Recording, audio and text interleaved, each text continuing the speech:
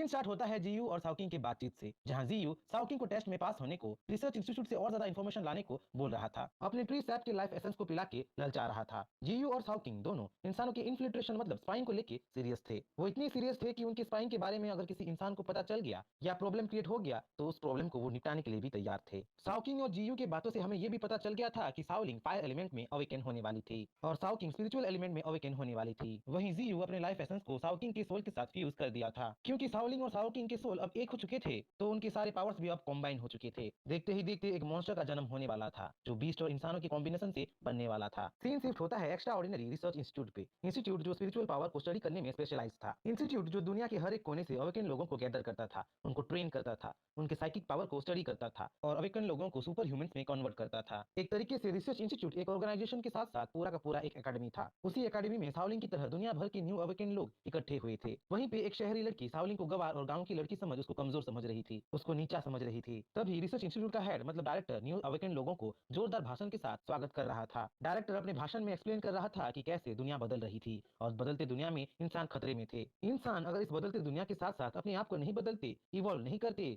तो पूरे इंसानों का स्पीशीज खत्म हो सकता था। अपने आप को इवॉल्व करने के लिए, स्ट्रॉन्गर बनाने के लिए इंस्टीट्यूट से बेस्ट जगह और नहीं हो सकता था, क्योंकि इंस्टीट्यूट में हमेशा प्रोफेशनल ट्रेनर्स और ऑथराइज्ड प्रोफेसर्स उनके साथ होते, उनको ट्रेन करते, उनकी ग्रोथ को स्टडी करते। लास्ट में अवेकन लोगों के साथ एक न्यू दुनिया बनेगा, इंसानों का दुनिया बोल के डायरेक्टर सारे न्यू अवेकन लोगों में जोश का आग लगा देता है। डायरेक्टर के भाषण के बाद एक एक करके अवेकन लोगों का टेस्ट शुरू हो जाता है। सबसे पहले था पावर टेस्ट, जिसमें एक अवेकन इंसान की स्पिरिचुअल पावर को कैलकुलेट किया जाता था, जिसका जितना हाई पॉइंट्स उसको उतने बड़े क्लास में रखा जाता था। एक एक करके सारे अवेकन अपने टेस्ट ले रहे थे। कोई 1200 स्पिरिचुअल पावर लेवल में मीडियम क्लास पे रहता था तो कोई 180 स्पिरिचुअल पावर में लो क्लास, कोई 900 स्पिरिचुअल पावर में मीडियम क्लास पे रहता था तो कोई 5 स्पिरिचुअल पावर के साथ सुपर लो क्लास में रहता था। किसी का रिजल्ट देख एग्जामिनर खुश हो रहा था तो किसी का रिजल्ट देख आग बबूला हो रहा था। पर वहाँ एक ऐसी स्टूडेंट भी थी जिसका रिजल्ट एग्जामिनर देख सरप्राइज हो गया था। यान लेलिंग एक शहरी पर एटीट्यूड वाली लड़की थी जो साओलिंग जैसे गांव की लड़कियों को अपने नीचे देखती थी, कमजोर समझती थी। वही लेलिंग स्पिरिचुअल टेस्ट में 2000 स्कोर पाके हाई क्लास में एंट्री पाके सबको सरप्राइज कर दी थी। अब बारी साओलिंग की थी, जहाँ लेलिंग साओलिंग को वीक समझ रही थी, वहीं स्पिरिचुअल टेस्ट में देखते ही देखते 5000 फिर 6000 का स्कोर पाके साओलिंग सबका मुंह खुला का खुला कर दी थी। साओलिंग की स्पिरिचुअल पावर वहीं पे नहीं रुकी, उसकी पावर लेवल इतनी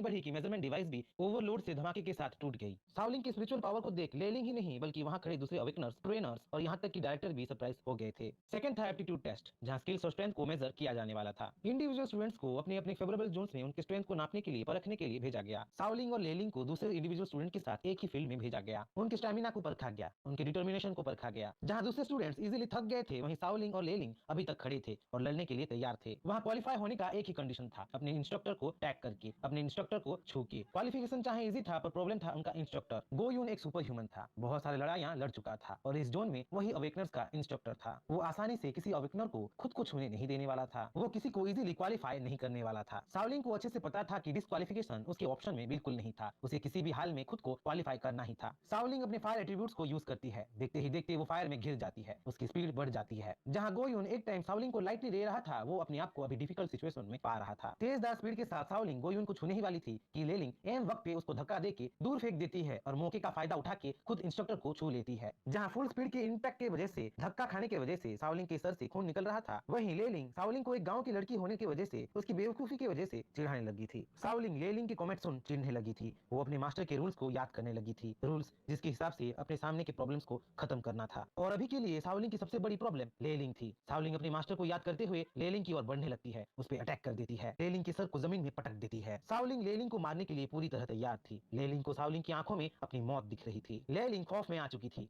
वो चीख रही थी, चिल्ला रही थी, माफी मांग रही थी, पर साओलिंग रुकने वाली नहीं थी। यहाँ तक कि गोयुन साओलिंग और लेलिंग के बीच आ गया था और लेलिंग को साओलिंग के हाथों से बचाने की कोशिश कर रहा था, पर उसकी हर कोशिश साओलिंग की स्ट्रेंथ के सामने फेलियर था। पर जब साओलिंग सुनती है कि वो टेस्ट में पास हो गई है और ये बैटल बस एक मॉक बैटल है, तो वो अपने होश में आ जाती है और लेलिंग को छोड़ देती है। रिजल्ट देख सब लोग हैरान थे। जहाँ साओलिंग अपने विक्ट्री से डायरेक्टर को इंप्रेस कर चुकी थी, उसका अटेंशन पा चुकी थी, वहीं लेलिंग खौफ की वजह से वहां से हिल भी नहीं पा रही थी, क्योंकि वो मरते मरते बची थी। दूसरी तरफ जीयू और साओकिंग अपने विक्ट्री को सेलिब्रेट कर रहे थे, साओलिंग के टेस्ट में पास होने की खुशी को सेलिब्रेट कर रहे थे। तभी जीयू को एक बदबू आती है। हनीपॉट बैजर जीयू के सामने पोटी कर करके बदबू फैला रहा होता है। हनीपॉट बैजर की हरकतें देख जीयू हनीपॉट बैजर को कोड़े बरसाने लगता है, क्योंकि हनीपॉट बैजर की शैतानियां, उसकी शरारतें दिन ब दिन बढ़ने लगी थी। देखते ही देखते विंटर आ चुका था, चारों तरफ बर्फ गिरने लगी थी। जहाँ रिसर्च इंस्टीट्यूट वाले साओलिंग के गाँव को कैनियन एरिया से इवैक्यूएट कर रहे थे, वहीं बर्फीली मौसम में जमीन के अंदर से एक जायंटिक फर्स्ट ऑर्डर का बीस्ट जाग चुका था। जीयू का नया दुश्मन आ चुका था।